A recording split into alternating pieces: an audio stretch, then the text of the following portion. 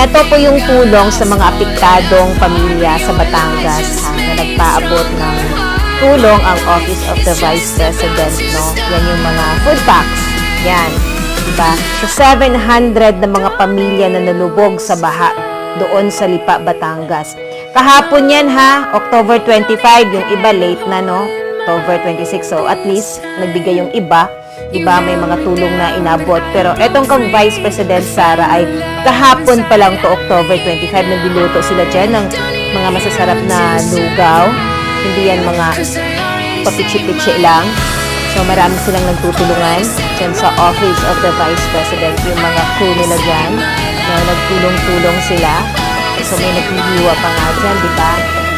Yung mga inilagay naman nila ay masustansya, no? Yung mga pagkain o yung mga inihalo nila sa lugaw.